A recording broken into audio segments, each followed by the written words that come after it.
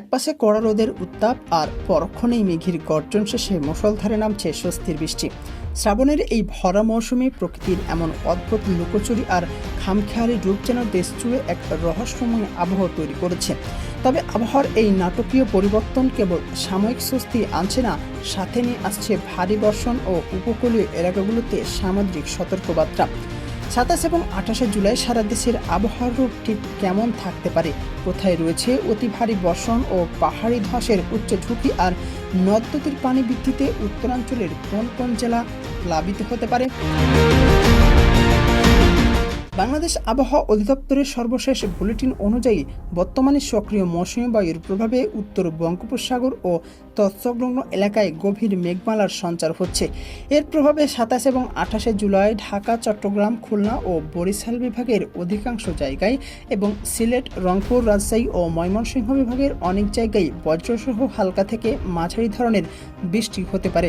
তবে সমুদ্রের কাছাকাছি থাকা উপকূলীয় জেলাগুলোতে ধেয়ে আসছে ৫০ থেকে ১০০ মিলিমিটার বা তারও বেশি ভারী থেকে অতি ভারী বর্ষণের নতুন সংখ্যা। এদিকে দেশের সার্বিক বন্যা পরিস্থিতিতে এক নতুন মোড় লক্ষ্য করা যাচ্ছে।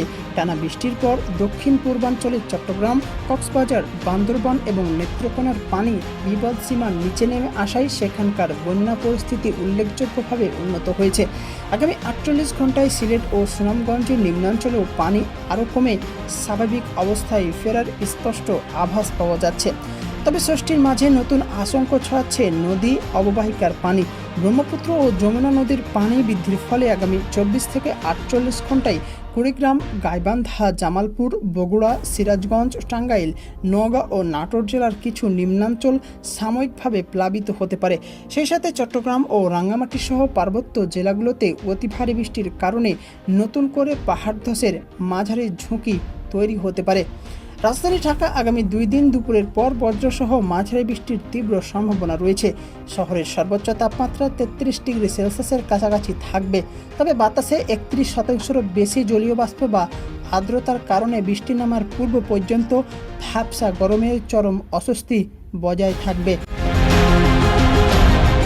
বঙ্গোপসাগরের উত্তাল থাকায় চট্টগ্রাম, কক্সবাজার, মোংলা ও পায়রা সমুদ্র বন্দর সমূহকে ইতিমধ্যেই ৩ নম্বর স্থানীয় সতর্ক সংকেত দেখিয়ে যেতে বলা হয়েছে।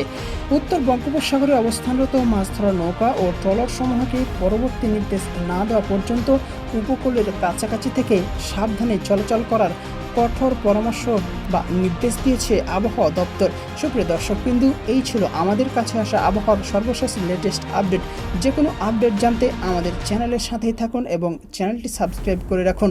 সবাই নিরাপদে থাকুন, সচেতন থাকুন এবং ভালো থাকবেন। ধন্যবাদ।